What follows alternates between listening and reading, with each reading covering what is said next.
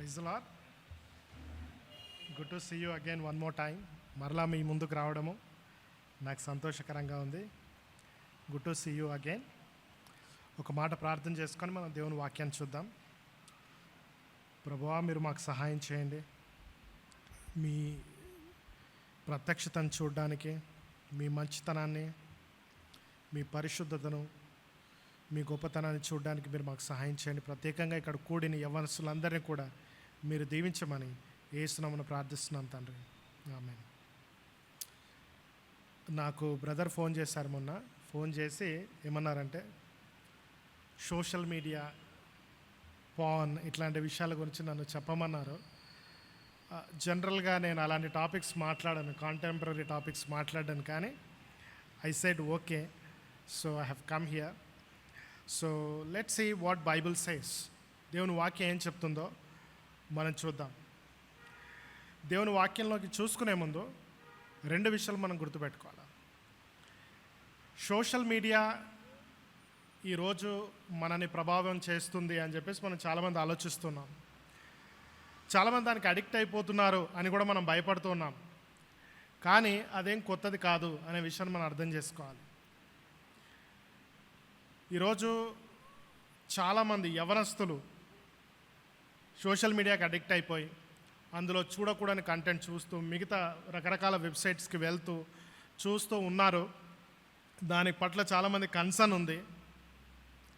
ఆ కన్సర్న్ మంచిదే. చాలామంది ఏమనుకుంటున్నారంటే అది అడిక్షన్ అనుకుంటున్నారు. But that is not addiction. అది అడిక్షన్ కాదు, అది పాపము అనే విషయాన్ని మనం అర్థం చేసుకోవాలి. యవ్వనస్తులు మాత్రమే కాదు ఈ సమస్యతో బాధపడుతుంది. మధ్య వయసులో ఉన్నవారు, పెద్దవాళ్ళు కూడా ఈ సమస్యతో బాధపడుతున్నారు. పోనోగ్రఫీ చూసేది యవ్వనస్తులు మాత్రమే కాదు, మెన్ మాత్రమే కాదు. ఒకప్పుడు మెన్ మాత్రమే అనుకునేవారు. మెన్, విమెన్, పెద్దవాళ్ళు, 50 వయసుల్లో ఉన్నవారు, 60 ఏళ్ళ వయసులో ఉన్నవారు పిచ్చి పిచ్చిగా ప్రవర్తిస్తూ ఉన్నారు, వింత వింతగా ప్రవర్తిస్తున్నారు. ఎందుకు ఇట్లా జరుగుతూ ఉంది అని ఒకసారి ఆలోచిద్దాం. What is the problem?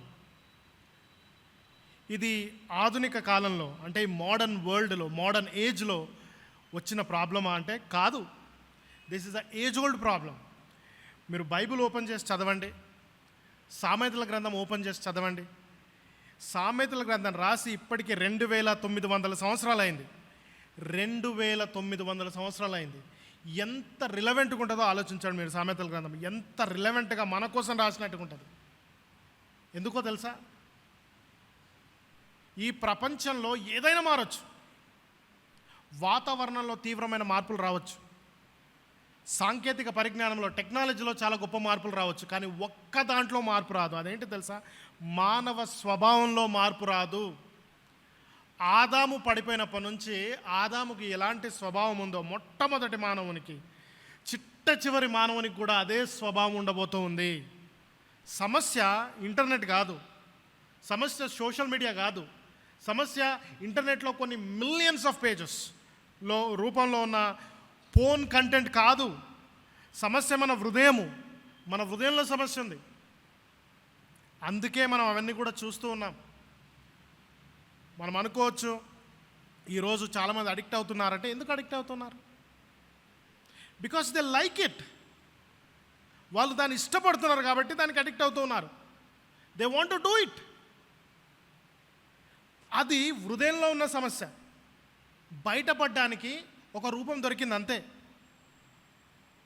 మంచి వాళ్ళైతే వెబ్సైట్స్ అన్ని బంద్ చేయాలి కదా, చూడొద్దు కదా, పిచ్చి పిచ్చి వ్యక్తులతో చాట్ చేయొద్దు కదా, పిచ్చి పిచ్చి విషయాలు చాట్ చేయొద్దు కదా. ఎందుకు చేస్తూ ఉన్నారు?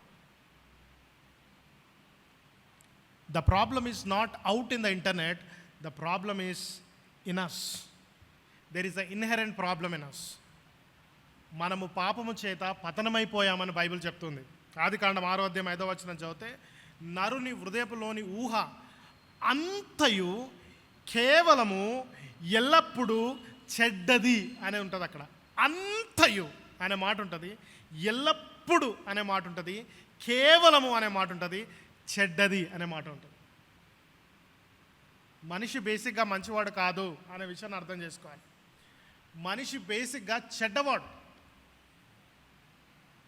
ఈ మాట చెప్పినప్పుడు చాలామందికి ఇష్టం అనిపించదు. కానీ ఇది సత్యము. ఇదే సత్యము. మనిషి బేసిక్గా చెడ్డవాడు. మనం అనుకోవచ్చు, నా తల్లిదండ్రులు మంచి పెంపకం పెంచారు, నా తల్లిదండ్రులు మంచి ప్రవర్తనతో నన్ను పెంచారు, మంచి సంస్కారం నేర్పించారు, మంచి చర్చకి తీసుకొని వచ్చారు, చిన్నప్పటి నుంచి నేను పాటలు వింటూ ఉన్నాను, వాక్యం వింటూ ఉన్నాను, మంచి వాళ్ళతో సాహసం చేస్తూ ఉన్నాను అని చెప్పొచ్చు. ఒక 30 ఏళ్ళు వచ్చిన వ్యక్తి, 30 ఏళ్ళు అంటే మామూలు విషయం కాదు, అట్లాంటి వ్యక్తిని మీరు తీసుకుపోయి కొంతకాలం చెడ్డ వ్యక్తుల మధ్యలో పెట్టండి, మారిపోతాడు. మంచి మనిషిని మీరు డిస్టర్బ్ చేయండి కంటిన్యూస్గా, మారిపోతాడు. నేను అందరి దగ్గర తగ్గించుకొని ఉంటా అని చెప్పే వ్యక్తిని, ఆ వ్యక్తిని అవమానపరచండి, తన లోపల ఉన్న గర్వాన్ని మొత్తం బయటికి తీసుకొస్తాడు సెల్ఫ్ రెస్పెక్ట్ అనే పేరుతో. అణిగిమణిగి ఉండే వ్యక్తిని మీరు నిజంగా అణిగిమణిగి ఉన్నాడు కదా అని అణచడం ప్రారంభించండి. ఆ వ్యక్తి తిరుగుబాటు చేస్తాడు, మరలా మనం తిరిగి అణచడానికి ప్రయత్నిస్తాడు. అది మానవుని స్వభావం. పరిస్థితులు బాగున్నంత వరకు బాగా కనిపిస్తాడు, పరిస్థితులు మారినప్పుడు తన నిజస్వరూపాన్ని చూపిస్తాడు. ఒక భక్తుడు ఏమన్నాడంటే, చాలామంది అంటారు కదా, సాతాను నన్ను శోధించి నేను ఈ పాపం చేసేటట్టు చేశాడు, ఈ తప్పు చేసేటట్టు చేశాడు, ఈ అడిక్షన్లోకి నన్ను తీసుకొని వచ్చాడు అంటారు కదా. ఆ భక్తుడు ఏమంటాడంటే, మనలో ఉన్న పాప స్వభావం ఎంత గొప్పదంటే, సాతాను కూడా మనము కావలసినంత ఎంత భ్రష్టులుగా మనం కాగలమో అంతకంటే భ్రష్టుడుగా వాడు చేయలేడు. బైబిల్లో ఉంది, సాతానుడు మోసగాడని ఉంది, కానీ అన్నిటికంటే మోసకరమైనది ఏంది? హృదయం అన్నిటికంటే మోసకరమైనది, అది ఘోరమైన వ్యాధి కలది, దాన్ని గ్రహింపగలవాడేవాడు. అంటే అర్థం ఏంటి తెలుసా అండి? మనము ఎంతగా మనల్ని మోసం చేసుకుంటామో మనకు అర్థం కాదు, మన గురించి మనకు అర్థం కాదు. ఆబ్జెక్టివ్గా చాలా విషయాలు అర్థం చేసుకుంటాం మనం. కొంతమంది మేనేజ్మెంట్ చదివిన వాళ్ళు మేనేజ్మెంట్ బాగా అర్థం చేసుకుంటారు, టెక్నాలజీ చదువుకున్న వాళ్ళు టెక్నాలజీ బాగా అర్థం చేసుకుంటారు. ఇన్ఫ్యాక్ట్ ఎదుటి వ్యక్తి ప్రవర్తనను అర్థం చేసుకుంటారు, ఆ వ్యక్తి ఎట్లా ఎలాంటి పరిస్థితుల్లో ఎలా ప్రవర్తిస్తారో ప్రెడిక్ట్ చేయగలుగుతారు, కానీ తనను తాను అర్థం చేసుకోలేడు. That is the problem. The problem is in us. సమస్య మన లోపల ఉంది, సమస్య బయట లేదు అనే విషయాన్ని అర్థం చేసుకోవాలి. ఇది అర్థం కాకుండా మనము సోషల్ మీడియాని బ్లేమ్ చేసినా, ఇంటర్నెట్లో ఉన్న పోనోగ్రఫీని బ్లేమ్ చేసినా, లేకుంటే ఎందుకు కొంతమంది చాటింగ్ చేస్తున్నారని బ్లేమ్ చేసినా అర్థం కాదు. ప్రపంచము, ఒక వ్యక్తి ఒక తప్పు పని చేయాలంటే, ఒకప్పుడు సమాజంలో ఎట్లుండేది తెలుసా? బయటికి వెళ్ళి తప్పు పని చేయాల్సి వచ్చేది.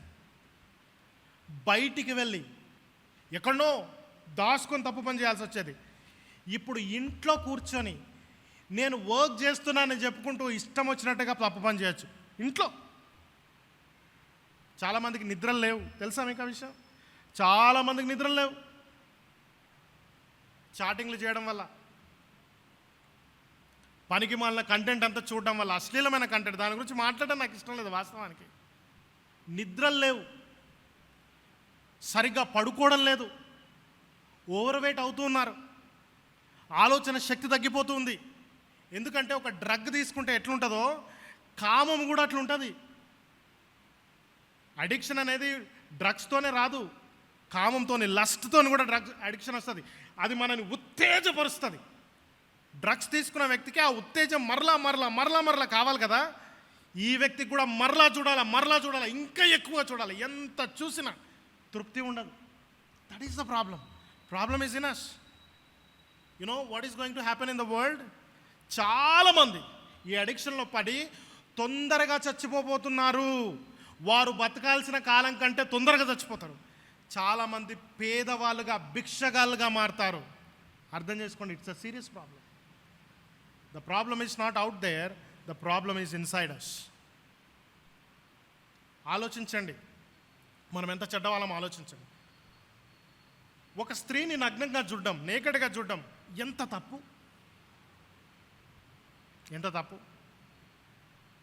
మనకు తెలిసిన ఏదైనా స్త్రీని మనం చూడగలుగుతామా? మన ఇంట్లో ఉన్న వారిని చూడగలుగుతామా? అది ఎంత తప్పు ఆలోచించండి. ఒక పురుషుడు షర్ట్ లేకుండా ఉంటే అతన్ని వేరే వాళ్ళు చూడొద్దని తన భార్య కోరుకుంటుంది. ఒక పురుషుడు మనకు పురుషులు షర్ట్ లేకుండా ఉండడం అనేది సినిమాల్లో, బాలీవుడ్ సినిమాల్లో చాలా కామన్ థింగ్ అది. కానీ ఏ భార్య కూడా తన భర్త షర్ట్ లేకుండా ఉంటే వేరే వాళ్ళు చూడాలని కోరుకోదు. అదేవిధంగా ఇంట్లో ఏ స్త్రీ కూడా వస్త్రం లేకుండా ఉంటే వేరే వాళ్ళు చూడాలని కోరుకోము.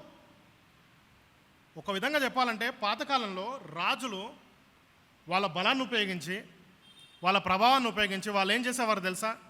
చాలామంది దేశాల మీద దాడి చేసి అందగత్తెలను తెచ్చుకునేవాళ్ళు. ఆ అందగత్తెలను వాళ్ళు ఇష్టం వచ్చినట్టుగా వాడుకునేవాళ్ళు. ఈరోజు ఒక కామన్ మ్యాన్ వాళ్ళు చేసిన తప్పు కదా, ఒక సామాన్యుడు బలము లేని వ్యక్తి కూడా అంతకంటే భయంకరంగా ఇంటర్నెట్లో కొన్ని వేల మంది స్త్రీలను పురుషులను నగ్నంగా చూస్తూ ఉన్నారు. ఇది ఎంత తప్పు ఆలోచించండి. ఎంత ధైర్యం అంటే ఎంత దిగజారిపోతాయి మన లోపల, ఎంత నీచత్వం ఉంటే కంటిన్యూస్గా వందల ఫోటోలను మనం చూస్తున్నాం, వేల వీడియోస్ని మనం చూస్తూ ఉన్నాం. Isn't it a serious problem?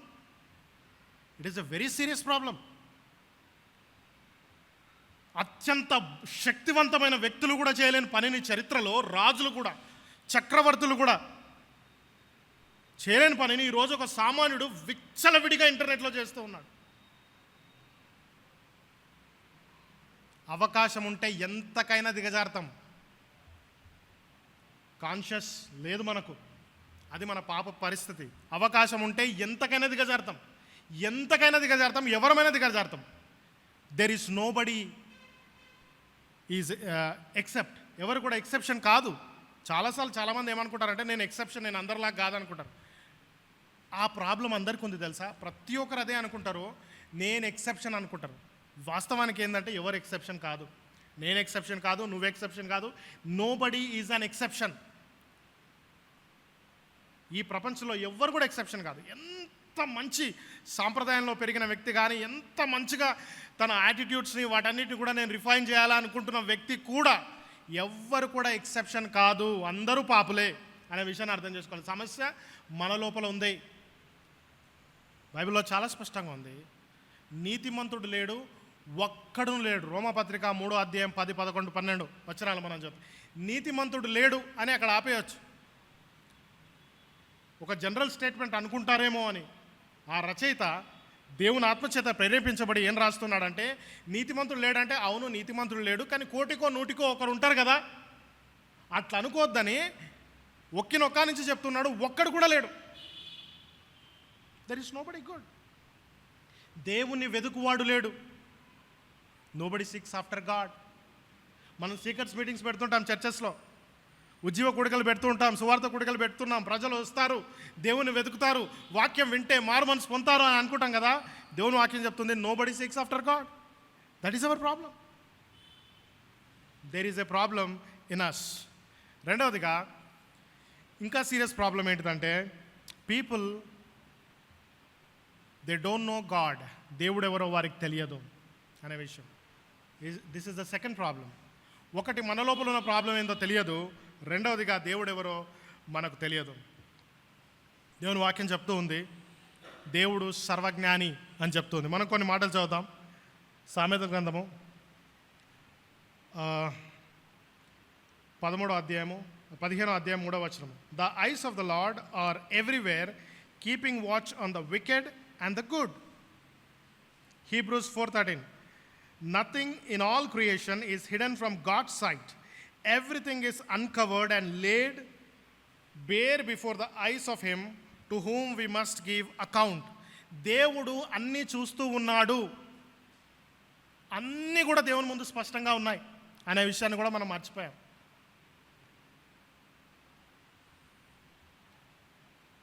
మనం ఇంటర్నెట్ వాడుతూ ఉన్నప్పుడు దేవుడు చూస్తూ ఉన్నాడు అనే విషయాన్ని మనం గుర్తుంచుకోవాలి. మన పోనోగ్రఫీ చూస్తూ ఉన్నప్పుడు దేవుడు చూస్తూ ఉన్నాడు. బైబిల్లో చాలా స్పష్టంగా ఉంది, దేవుడు పాపము చేయడు, పాపము ఆయనలో లేదు, ఆయన పాపాన్ని చూడలేడు అని ఉంది. దేవుడు పాపము చేయడు, పాపము ఆయనలో లేదు, ఆయన పాపాన్ని చూడలేడు. హబక్కు గ్రంథం 1వ అధ్యాయం 13వ వచనంలో దుష్టత్వమును చూడలేనటువంటి నిష్కల్మషమైన కన్నులు గలవాడు అని ఉంది. దేవుడు పాపం చేయడు, ఆయనలో పాపం లేదు, ఆయన పాపాన్ని చూడలేడు, కానీ దేవుని కనుదృష్టి నుంచి అదృష్టమైనది ఏది కూడా లేదు. కాబట్టి మనం పాపం చేసిన ప్రతిసారి కూడా దేవుని గర్భగుడిలో నిలబడి పాపం చేస్తున్నాం. God knows everything. భయం లేకుండా, సిగ్గు లేకుండా, దేవునికి తెలుసు అనే స్పృహ మనకు ఉండి కూడా దేవుని ముందే మనం పాపం చేస్తున్నాం. నేనైనా అంతే, ఎవరైనా అంతే. మీ గురించి నేను మాట్లాడడం లేదు, మీ మీద నేను కఠినంగా లేను. నేను మీలాంటి వాన్నే. మనము దేవుని ముందు అలా చేస్తూ ఉన్నామనే విషయం ఆలోచించండి. దేవునికి తెలియదా మనం ఎంతసేపు చూడబోతున్నామో? ఏం చూడబోతున్నామో దేవునికి తెలియదా? ఏం చూస్తున్నామో దేవునికి తెలియదా? దాని యొక్క ప్రభావం దేవునికి తెలియదా? ఆలోచించండి.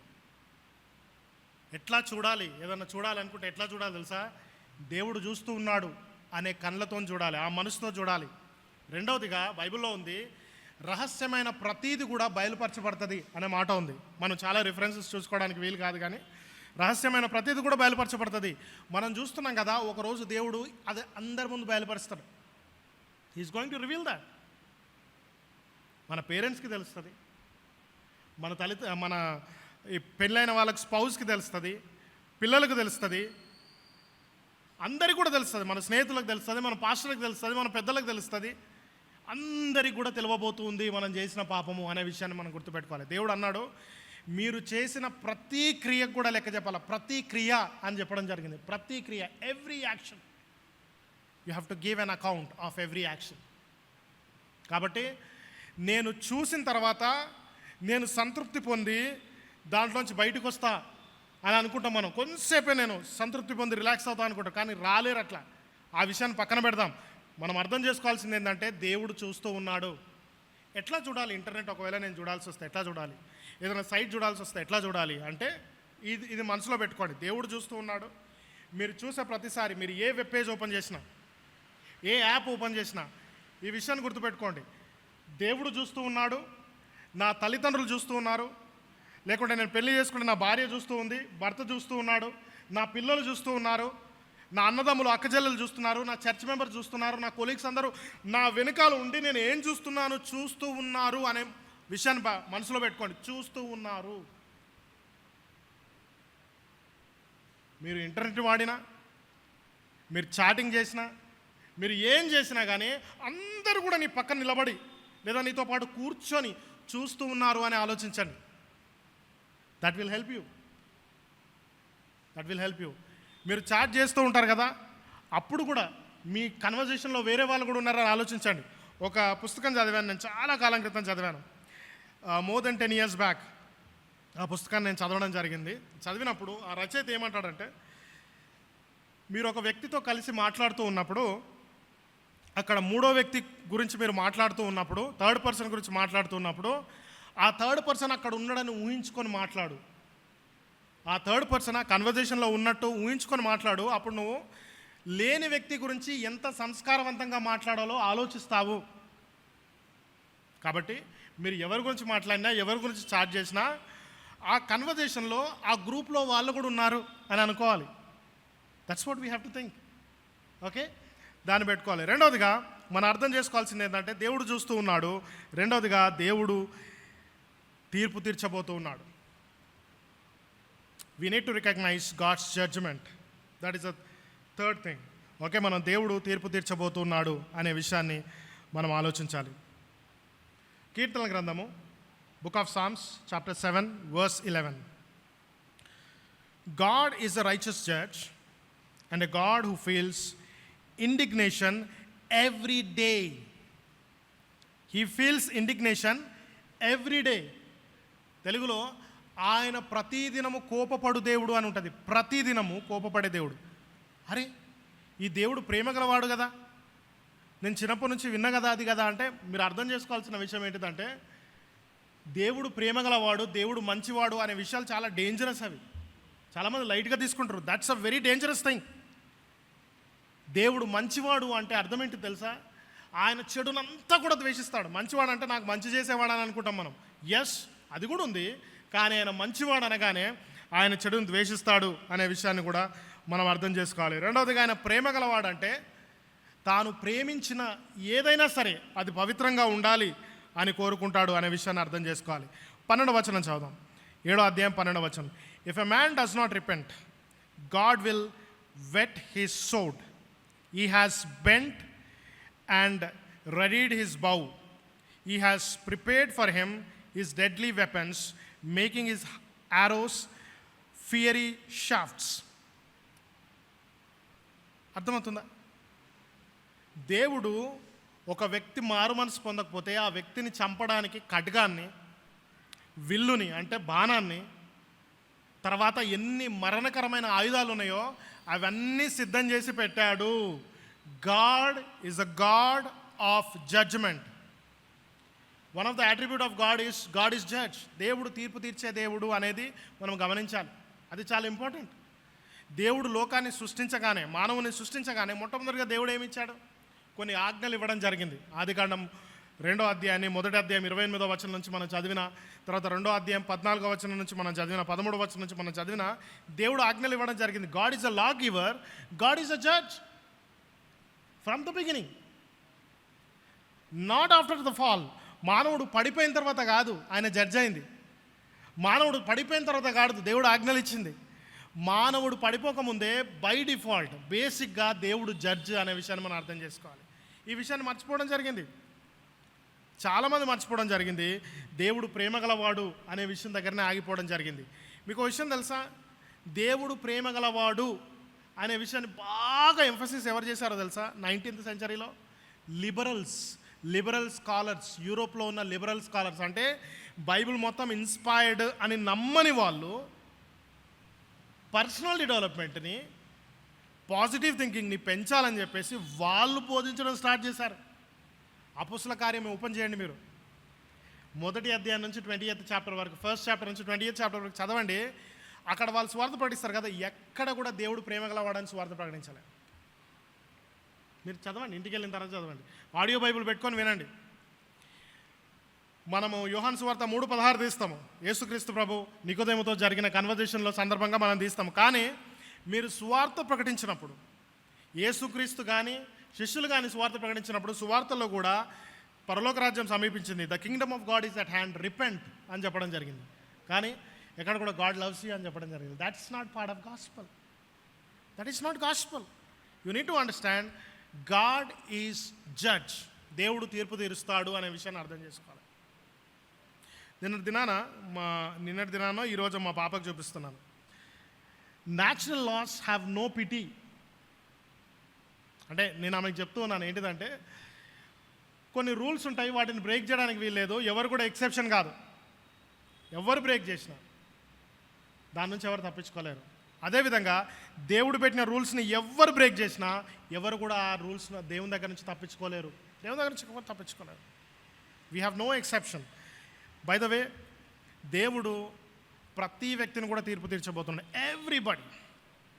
చాలాసార్లు మనము ఏమనుకుంటామంటే విశ్వాసులకు తీర్పు ఉండదు, అవిశ్వాసులకు తీర్పు ఉంటుంది. ఎస్, గాస్పల్ జాన్ 3:17-18 వరకు అలా చెప్తారు. కానీ in fact God judges everybody. In general sense he will judge every one. విశ్వాసి పాపం చేస్తే ఈ లోకంలోనే శిక్షిస్తాడు. విశ్వాసి పాపం చేస్తే రావాల్సిన రివార్డ్స్ రావు. విశ్వాసి కూడా జడ్జిమెంట్ ఉంటుంది.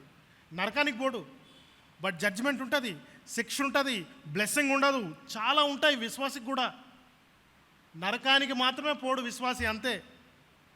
They will not enjoy staying in this world. ఈ లోకంలో ఉన్నంత కాలం కూడా ఎంజాయ్ చేయకుండా చేస్తాడు దేవుడు.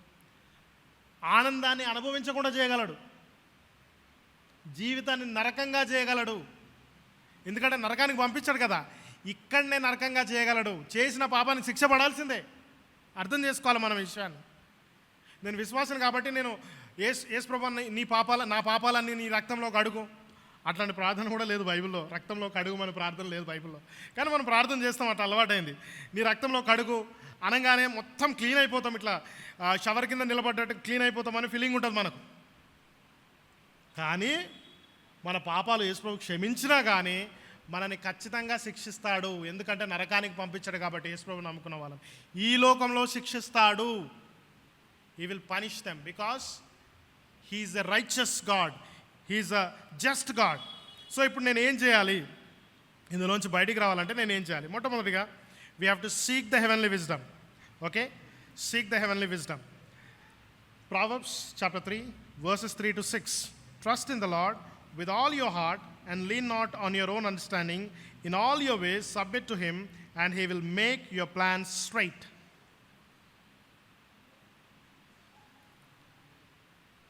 దేవుని మీద ఆధారపడాలి, దేవుని నమ్మాలి.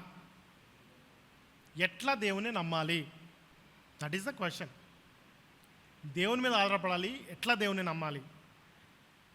ఎట్లా దేవుని నమ్మాలంటే ఫస్ట్ మనల్ని మనం నమ్ముకోకూడదు, దేవుని నమ్మాలి. మనం ఇంతకుముందే చెప్పుకున్నాం కదా, హృదయం అన్నిటికంటే మోసకరమైనది, అది ఘోరమైన వ్యాధి కలదు. కాబట్టి మనల్ని మనం నమ్మొద్దు, దేవుని నమ్మాలి, దేవుని వాక్యాన్ని నమ్మాలి, దేవుని వాక్యాన్ని చదవాలి. ఒకటే ఒక సత్యం ఉంది. యేసుక్రీస్తు ప్రభు ఆయన ప్యాషన్ వీక్లో మాట్లాడుతూ ఈ విధంగా చెప్పడం జరిగింది. జాన్ 14:6లో I am the way, I am the truth and I am the life. అవునా, నేనే మార్గాన్ని, నేనే సత్యాన్ని. యేసుక్రీస్తు ప్రభు మాత్రమే సత్యము. మనము అబద్ధము, మనము మోసము. యేసుక్రీస్తు ప్రభు మాత్రమే సత్యము. యేసుక్రీస్తు ప్రభు ఆయన శిష్యుల కోసం ప్రార్థన చేస్తూ ఉన్నాడు. తర్వాత యేసు ప్రభు నమ్ముకోబోయే వాళ్ళ కోసం కూడా ప్రార్థన చేస్తున్నాడు. యోహాను సువార్త 17:17 ఏమని ప్రార్థన చేశాడంటే, నీవు వీరిని సత్యమందు ప్రతిష్ఠ చేయము, నీ వాక్యము సత్యము, నీ వాక్యము సత్యము. ఏది నిజం, ఏది సత్యం అంటే దేవుడు సత్యము, దేవుని వాక్యం సత్యము. మన ఆలోచన కాదు, మనము అడిక్షన్ నుంచి బయటికి రావడానికి ఉపయోగించే స్ట్రాటజీస్ కావు, మన పద్ధతులు కావు. అవేవి కూడా మనల్ని బయటికి తీసుకొని రాలేవు. దేవుడు మాత్రమే తీసుకొని రాగలుగుతాడు. మీరు అడిక్షన్ నుంచి బయటికి రావాలంటే ఏం చేయాలి తెలుసా? దేవుని వాక్యాన్ని చదవాలా. ఎంతగా చదవాలంటే దేవుని వాక్యము మన మైండ్లోకి ప్రతి ఇన్స్టెన్స్లో కూడా గుర్తు రావాలా, ప్రతి సందర్భంలో కూడా గుర్తు రావాలా. ఎక్కడ డిసిజన్ మేకింగ్ ఉంటుందో, ఎక్కడ పాసిబుల్ అప్లికేషన్ ఉంటుందో ఆ పరిస్థితులు అన్నిట్లో కూడా దేవుని వాక్యం గుర్తుకు రావాలి. గుర్తుపెట్టుకోండి, ఒకే ఒక సత్యం ఉంది, అది దేవుని వాక్యము. మిగతా అదంతా కూడా అబద్ధం. This is what we need to understand. నా మైండ్ని నేను బాగా చేసుకోవాలనుకుంటున్నా, ఇది సత్యం. జస్ట్ 3 months బ్యాక్ ఇక్కడ దగ్గరలో ఒక ఫ్రెండ్ ఉన్నాడు. ఆయన క్రిస్టియన్ ఫ్యామిలీలో పుట్టిండు, క్రిస్టియను, బాప్టిజం తీసుకున్నాడు, చర్చికి పోవడం లేదు. కొంతకాలం రెగ్యులర్గా వెళ్ళేవాడు, వర్షిప్ లీడరు, చాలా సంవత్సరాలు వెళ్ళాడు, చిన్నప్పటి నుంచి వెళ్ళేవాడు. తర్వాత చర్చిలో ప్రాబ్లమ్స్ ఏర్పడి ఆయన చర్చికి వెళ్ళడం మానేసిన తర్వాత ఆయన ఉండే ఏరియాలో అందరూ కూడా విగ్రహారాధికులు, ఈ మంత్రాలు ఇవన్నీ కూడా ప్రాక్టీస్ చేసేవాళ్ళు. ఆయన ఒకరోజు ఫోన్ చేసి, బ్రదర్ నేను నిన్ను కలవాలనుకుంటున్నా, నేను చచ్చిపోతా అని చెప్పేసి ఒక స్వరం నాలోంచి చెప్తుంది. చచ్చిపోతావు నువ్వు, 2 రోజుల్లో చచ్చిపోతావు అని చెప్పి నాకు స్వరం చెప్తుంది అని చెప్పి ఆయన నాకు ఫోన్ చేయడం జరిగింది. ఆయన నేను రమ్మని చెప్పాను, ఆయన రావడం ఆయనకు లేట్ అయిపోయింది. నేను అదే రోజు నైట్ నేను చాలా దూరం వేరే స్టేట్కి వెళ్ళాల్సి వచ్చింది, వెళ్ళడం జరిగింది. నా ఫ్రెండ్కి ఫోన్ చేశాను, పలానా బ్రదర్ ఫోన్ చేస్తాడు, అతను కౌన్సిలింగ్ ఇవ్వండి అని చెప్పాడు. మా ఫ్రెండ్ ఆయన హోటల్లోకి పిలిచి పెట్టాడు. నీకెవరు చెప్పారు నువ్వు చచ్చిపోతావని? నా మనసు చెప్తుంది, నీ మనసు అబద్ధం. బైబిల్ ఏం చెప్తుందో బైబిల్ ఓపెన్ చేసి చూపించాడు. ఆయన అప్పటికే 3-4 చర్చెస్ దగ్గర పోయి ప్రార్థన చేయించుకున్నాడు. వాళ్ళు నెత్తి మీద చేపెట్టి ఊపినరు, పో పో గద్దిస్తున్నా పో అని ఊపినరు. ఏం కాలే. మా ఫ్రెండ్తో కూర్చొని మాట్లాడిండు, 2.5 hours 3 hours మాట్లాడిండు, మొత్తం వాక్యాల నుంచి చూపించిండు. నువ్వు నమ్మేది అబద్ధం అని చెప్పేసి ఆయనకు ప్రూవ్ చేసిండు. ఆ రోజు ఆయన భయం పోయింది. ఈరోజు కుటుంబంతో సహా ఎవ్రీ ఆదివారం చర్చికి పోతుండు వాళ్ళ ఇంటి దగ్గరలో. విషయం ఏంటిదంటే దేవుని వాక్యమే సత్యము, మన ఆలోచన అబద్ధం. ఆ విషయాన్ని గుర్తుపెట్టుకోవాలి. సో నీకు జ్ఞానం కావాలా, అడిక్షన్ నుంచి బయటికి రావాలా, దేవుని వాక్యాన్ని చదవాలా. నా దగ్గర సొల్యూషన్ లేదు, నా దగ్గర ఎలాంటి టిప్స్ కానీ ట్రిక్స్ లేవు. రెండవ విషయం మీరు ఏం చేయొచ్చు అంటే సెల్ఫ్ కంట్రోల్ గురించి మనం మనసు పెట్టుకుందాం. Self control. గలేషియన్స్ చాప్టర్ 5:22 నుంచి 23rd వర్స్ చదివితే సెల్ఫ్ కంట్రోల్ అనేది ఫ్రూట్ ఆఫ్ ద స్పిరిట్ ఉంది. You can read it. ప్రేమ, సంతోషము, సమాధానము, దీర్ఘశాంతము, దయాళుత్వం, మంచితనం, విశ్వాసం, సాత్వికం, ఆశానిగ్రహం. లాస్ట్ది fruit of the spirit self control లేదా సెల్ఫ్ డిసిప్లిన్ అంటారు కొందరు, but it is self control. That is the fruit of the spirit. దేవుడు నీలో ఆపరేట్ చేసే స్పిరిట్ ఫ్రూట్ అది. That's very important. 2 Timothy chapter 1 verse 7లో for the spirit God gave us does not make us timid but gives us power, love and self-discipline. Self discipline లేదా self control అనేది దేవుడు ఇస్తూ ఉన్నాడు అనే విషయాన్ని మీరు గుర్తుపెట్టుకోవాలి. దేవుడు ఇస్తాడు. It is God who gives self control. దేవుడిని అడగాలి సెల్ఫ్ కంట్రోల్. చాలామంది ఏం చెప్తారంటే అకౌంటబిలిటీ పెట్టుకోండి వేరే వాళ్ళతో అని చెప్తారు. అవును, మంచిది పెట్టుకోండి, అకౌంటబిలిటీ పెట్టుకోండి, మంచిది, నేను కాదనను. కానీ నిజాయితీగా ఉండగలవా? ఎన్ని రోజులు నిజాయితీగా ఉండగలవు? ఒక వారం రోజులు నిజాయితీగా ఉండగలవు, ఒక నెల నిజాయితీగా ఉండాలి. తర్వాత ఏం చేస్తావు? శోధన ఎక్కువైతే ఏం చేస్తావు? నేను తప్పు చేస్తున్నా అని వారాలు చెప్పుకోలేవు కదా, నెలలు చెప్పుకోలేవు కదా. తర్వాత ఏం చేస్తావు? వేషధారణ చేయడం మొదలు పెడతాం. అది ఉండకూడదు అంటే ఏం చేయాలంటే దేవుని మీద ఆధారపడాలి, దేవుని శక్తి మీద ఆధారపడాలి. దేవుని శక్తి అందుబాటులో ఉంది అనే విషయాన్ని మీరు అర్థం చేసుకోండి. God's power is available, fully available. ఎఫెసీ పత్రికలో నుంచి ఇంతకుముందు బ్రదర్ చదివాడు కదా, పైన ప్యాసేజ్ చదివితే ఆయన పునరుద్ధాన శక్తిని ఉపయోగించండు. దేవుని పునరుద్ధాన శక్తి ఎంత గొప్పది తెలుసా? అపరాధముల చేత, పాపముల చేత చచ్చిపోయిన వారిని ఆయన పునరుద్ధాన శక్తితో లాగినప్పుడు ఆ వ్యక్తి ఇంకా ఎన్నటికి కూడా చచ్చిపోడు. అంత పవర్ఫుల్ అది దేవుని పునరుద్ధాన శక్తి. అంత శక్తి అందుబాటులో ఉంది మనకు. ఏ సైకాలజిస్ట్ కానీ సైకియాట్రిస్ట్ కానీ మనకు సాయం చేయలేడు. దేవుడు చేసినంతగా ఎవరు సాయం చేయలేరు. వాస్తవానికి సైకియాట్రిస్ట్ దగ్గర పోవద్దు. మీకు అనుమానం ఉంటే తర్వాత అడగండి. So and remember, because you are young people, I am telling you this, self control ఉంటే you will be very very very successful in your life. Self control. మీకు ఎక్స్ట్రాడినరీ టాలెంట్ అవసరం లేదు. చాలామంది ఏమనుకుంటారు అంటే ఎక్సెప్షనల్ స్కిల్స్ ఉండాలి, ఎక్స్ట్రాడినరీ టాలెంట్ ఉండాలా, okay, నాకు యునిక్ ఐడియాస్ రావాలనుకుంటారు. అవి ఏం అవసరం లేదు. సెల్ఫ్ కంట్రోల్ ఉన్న వ్యక్తి, సెల్ఫ్ కంట్రోల్ ఉంటే చాలు, ఆ వ్యక్తి చాలా సక్సెస్ఫుల్ అవుతాడు, ఎక్సెప్షనల్గా సక్సెస్ఫుల్ అవుతాడు. ఎందుకు తెలుసా? అది చాలా రేరెస్ట్ క్వాలిటీ కాబట్టి.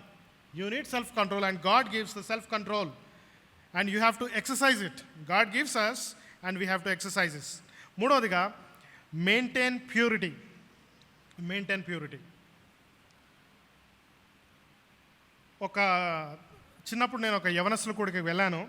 అక్కడ టీచ్ చేస్తూ ఆయన ఏమన్నాడంటే, you should always avoid 3 P's.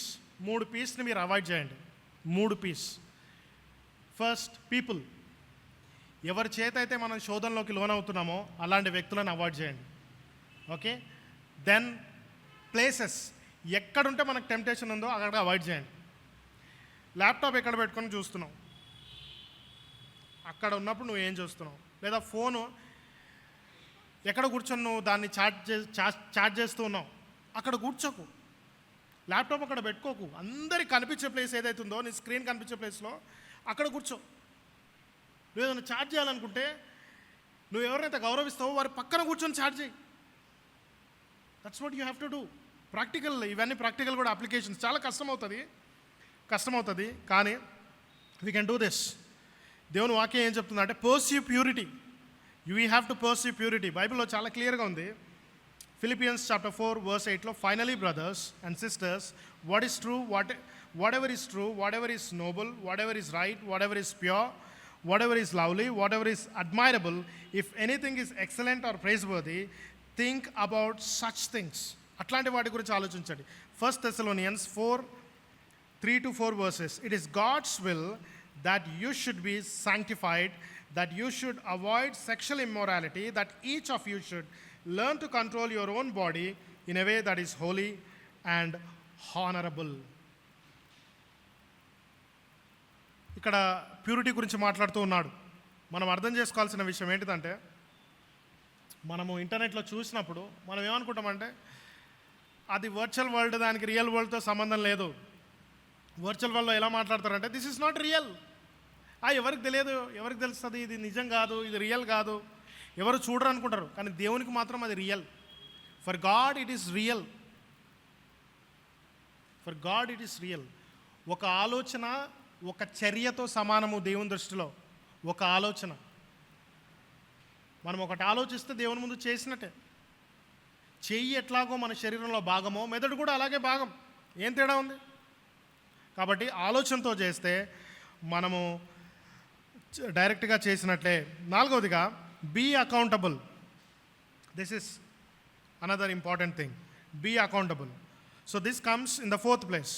2 Corinthians chapter 5 verse 10. For we must all appear before the judgment seat of Christ, so that each of us may receive what is due for us, the things done while in the body, whether good or bad. Romans 14:12 చూస్తే, so then each of will give an account of ourselves to God. So be accountable. You have to be accountable to God. You are accountable to God, and also వేరే వారికి కూడా అకౌంటబుల్గా ఉండు. ఇది చాలా కష్టం యాక్చువల్గా. మన సీక్రెట్స్ ఎవరికి చెప్పుకున్నా చాలామంది ఎట్లా అయిపోయారంటే దాన్ని పట్టుకొని మనం మ్యానిపులేట్ చేస్తారు. అవునా? పర్సనల్ థింగ్స్ ఎవరు చెప్పుకున్నా మ్యానిపులేట్ చేస్తారు. నేను 9th క్లాస్లో ఉన్నప్పుడు 9th క్లాస్లో ఉన్నప్పుడు ఒక అన్నతోనే ఒక ప్రాబ్లం నేను చెప్పడం జరిగింది.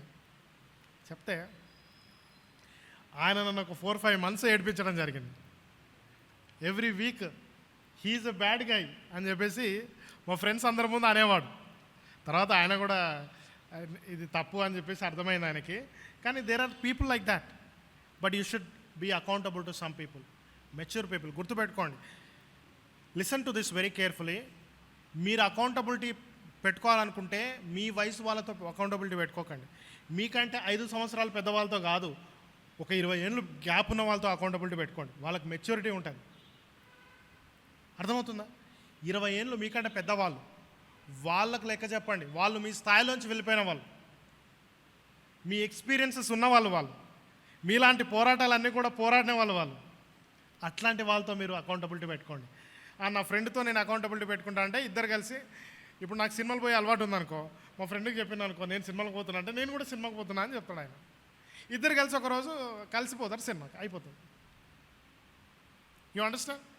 సో కాబట్టి సేమ్ ఏజ్ ఉన్న వాళ్ళతో, సేమ్ లెవెల్ ఆఫ్ మెచ్యూరిటీ ఉన్న వాళ్ళతో ఎప్పుడు కూడా అకౌంటబిలిటీ పెట్టుకోకండి. పెద్దవాళ్ళకు అకౌంటబిలిటీ ఇవ్వండి. 8వదిగా set boundaries. Set boundaries. Bible very clearly says we have to set boundaries. Ephesians chapter 5 verses 15 and 16. Be very careful then how you live, not as unwise but as wise, making the most of every opportunity, because these days are evil. Psalms 101:3. I will not look with approval on anything that is vile. I hate what faithless people do. I will have no part in it. So దేవుడు ఎట్లాగైతే అన్నిటిని ఇష్టపడడో మనం కూడా అన్నిట్లోకి involve కాకూడదు. Boundaries set చేసుకోవాలి. Boundary set చేసుకోవాలి. Opposite జెండర్తో boundary set చేసుకోవాలి. First ఈ విషయాన్ని గుర్తుపెట్టుకోండి. కష్టం కదా, ఈ రోజుల్లో అందరు కలిసి చదువుకుంటున్నారు, కలిసి ప్రయాణాలు చేస్తూ ఉన్నారు, కలిసి వర్క్ చేస్తూ ఉన్నారు, కలిసి ప్రాజెక్ట్స్ చేస్తూ ఉన్నారు. కష్టం కదా అంటే ఎంతవరకు చేయగలితే అంతవరకు బౌండరీ పెట్టుకోండి. Don't trust your self. Don't trust the other person. Keep this in mind. Don't trust yourself. Don't trust the other person. We are all fallen people. We are all wicked people. So కాబట్టి దూరం పెట్టండి, boundary set చేసుకోండి. రెండవదిగా boundary set చేసుకోండి. మీ ఫోన్కి boundary set చేసుకోండి. ప్రతిరోజు 2 గంటల సమయం మీ ఫోన్ వాడకుండా ఉండండి. మీ ఫోన్ మీ చేతిలో ఉండొద్దు. ఏదైనా కాల్ వస్తే తప్పించి ప్రతిరోజు 2 గంటలు మీరు ఇంట్లో ఉన్నప్పుడు 2 గంటలు మీరు ఫోన్ వాడకుండా ఉండండి. ఆ బ్రదర్ నవ్వుతూ ఉన్నాడు, ఇట్ ఈస్ నాట్ పాసిబుల్ అని. Okay, but you will understand it's impact on your life. Me life పైన దాని ఇంపాక్ట్ ఎట్లుంటుందో మీకు అర్థమవుతుంది. 2 గంటల సేపు మీరు అసలు ఫోనే చూడకపోతే, అంటే నిద్రపోతున్నప్పుడు కాదు, మేలుకొని ఉన్నప్పుడు ప్రైమ్ టైంలో మీరు ఫోన్ 2 గంటలు పక్కన పెట్టి చూడండి. ఎంత హ్యాపీగా ఉంటారో తెలుసా? మీరు ఎంత ఎనర్జెటిక్గా ఉంటారో తెలుసా? దీని మీద మనం ఫోకస్ పెట్టినప్పుడు మీరు గుర్తు చేసుకోవాల్సిన విషయం ఏంటిదంటే వీ హ్యావ్ లిమిటెడ్ ఎనర్జీ, చాలా తక్కువ ఎనర్జీ ఉంటుంది. యంగ్ పర్సన్కైనా ఏజ్డ్ పర్సన్కైనా లిమిటెడ్ ఎనర్జీ ఉంటుంది. కాకపోతే కొందరికి ఎక్కువ ఉంటుంది, కొందరు తక్కువ ఉంటుంది. లిమిటెడ్ ఎనర్జీ ఉంటుంది. దేవుడు ఆ ఎనర్జీ ఎందుకు ఇచ్చిందంటే దాన్ని ఫ్రూట్ఫుల్గా వాడడానికి దేవుడు ఇవ్వడం జరిగింది. మన ఎనర్జీస్ అన్ని దీని మీద పెడుతున్నాం. తర్వాత ఎనర్జీ ఏం మిగలదు, టైం ఏం మిగలదు, క్వాలిటీ థింకింగ్ ఏం మిగలదు. కాబట్టి దాన్ని పక్కన పెట్టమని చెప్తున్నా. So set limits, okay. And replace with positive activities. ఇది 6వది, replace it with positive activities. Positive activities ఏమైనా ఉంటే దాంతో రీప్లేస్ చేయండి. ఓకే, బైబిల్ ఏం చెప్తుందో చూద్దాం. 1 Timothy 4:8. For physical training is of some value, but godliness has value for all things, holding promises for both the present life and the life to come. So physical things ఉన్నాయి, important things ఉన్నాయి, కానీ దానికంటే ముఖ్యమైనది spiritual things. So దాంతో replace చేసుకోండి, spiritual థింగ్స్తో replace చేసుకోండి. చాలామంది ఏమనుకుంటారంటే ఇది ఏఐ ప్రపంచము, చాలా మనుషులందరూ ఫాస్ట్గా పరిగెత్తుతున్నారు, మనం పరిగెత్తకపోతే ఫెయిల్ అవుతాము. ఏం ఫెయిల్ కాదు. పరిగెత్తిన వాళ్ళందరూ కూడా స్లిప్ అయి కింద పడిపోతారు, గుర్తుపెట్టుకోండి. ఆలోచించి నిదానంగా దేవుని మీద ఆధారపడి వాల్యూస్ ఏంటియో తెలుసుకొని స్టెప్ వేసిన వాళ్ళే స్థిరంగా ముందుకు వెళ్తారు. మనమందరము ర్యాట్ రేస్లో ఉరకడానికి దేవుడు సృష్టించలేదు. మనం దేవుని మీద ఆధారపడుతూ మన జీవితాన్ని ఎంజాయ్ చేస్తూ ముందుకెళ్ళడానికి దేవుడు సృష్టించాడు. ప్రపంచం ఎంత ముందుకని వెళ్ళని, ఇప్పుడున్న దానికంటే 10 రెట్లు అడ్వాన్స్ టెక్నాలజీ రాని, 50 రెట్లు అడ్వాన్స్ టెక్నాలజీ రాని మన జీవిత కాలంలోనే జరగలేదంతా కూడా. ఉరకాల్సిన అవసరం లేదు, పరిగెత్తాల్సిన అవసరం లేదు. ఏది కరెక్టో అది చేసుకుంటే పోతే చాలు. పని చేయడానికి 10 గంటలు 8 గంటలు టైం స్పెండ్ చేయండి అంతే. చదువుకోవడానికి కానీ దేనికి కానీ అన్నీ కూడా అంతే. మొత్తం లైఫ్ని ఫిల్ చేసుకోవాల్సిన అవసరం లేదు. అర్థం చేసుకోవాల్సిన విషయం ఏంటంటే మంచి విషయాలతో మన జీవితాన్ని నింపుకోవాలి, దానికి సమయాన్ని కేటాయించాలి. మీరు పని చేసినా చదువుకున్నా ఈ వ్యసనాలన్నిటిలోంచి బయటికి రావాలంటే మంచి విషయాల్లోంచి మీరు మంచి విషయాలను అలవాటు చేసుకోవాలి. చివరిగా reflect and adjust. 2 Corinthians chapter 13 verse 5. Examine yourself to see whether you are in the faith. Test yourself. Do you not realize that Christ Jesus is in you, unless of course you fail the test. Lamentations 3:40 లో కూడా ఉంది. Let us examine our ways and test them and let us return to the Lord. ఇక్కడ దేవుని వాక్యం ఏం చెప్తుందో తెలుసా? ఒకసారి ఆలోచించుకోండి, నిజంగా రక్షింపబడ్డారా లేదా? దేవుని వాక్యం మనందరితో చెప్తుంది, మీతో మాత్రమే కాదు నాతో కూడా చెప్తుంది. ఒకసారి ఆలోచించుకోండి, ఆగండి, రక్షింపబడ్డారా లేదా? జీవితము అపవిత్రతలో కొనసాగుతూ ఉందా? పాపం చేయడానికే మనం పరిగెత్తుతూ ఉన్నామా? ఈరోజు పాపం చేయడానికి బయటికి పరిగెత్తాల్సిన అవసరం లేదు, మన దగ్గరికే వచ్చేసింది. కాబట్టి దాని మీదనే మన మనసంతా ఉంటుందా? బైబిల్ ఏమంటుందంటే పరీక్షించుకోండి, రక్షింపబడ్డామా లేదా అనే విషయాన్ని పరీక్షించుకోండి. నిజంగా మనం రక్షింపబడితే దేవుడు మనల్ని పాపంలో కొనసాగనివ్వడు. ఆలోచించండి, మా బాబు మురికిలో ఆడుతుంటే నేను ఊరుకుంటానా? చూస్తూ ఊరుకుంటానా? ఖచ్చితంగా వాడిని కొట్టి లాక్కొని వచ్చి నేను వాడిని క్లీన్ చేస్తా. దేవుడు మన తండ్రి అయితే, మనం నిజంగా రక్షింపబడితే, మనం పాపంలో ఉంటే దేవుడు ఊరుకోడు. మనని కొట్టైనా సరే మనం బాగు చేస్తాడు, మన జీవితం మారేటట్టు చేస్తాడు.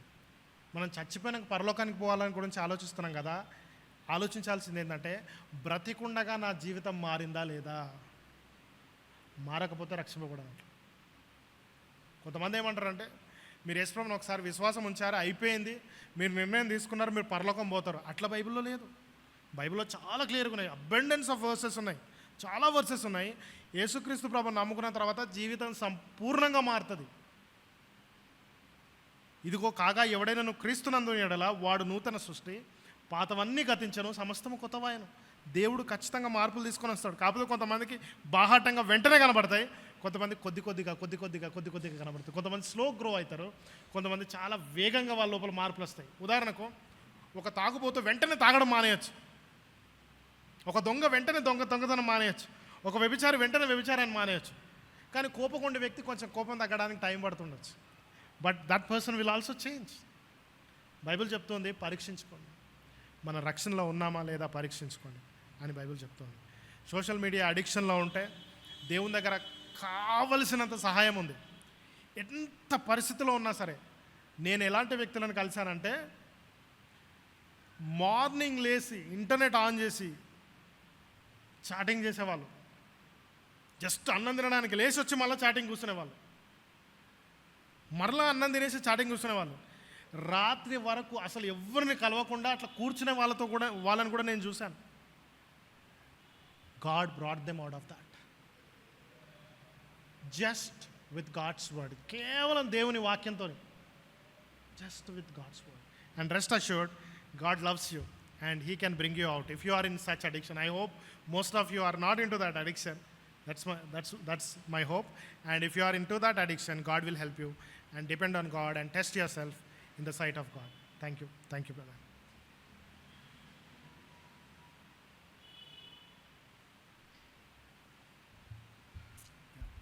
Thank you, Anna. It was so clear and so there is, I think, if we do not understand, or if we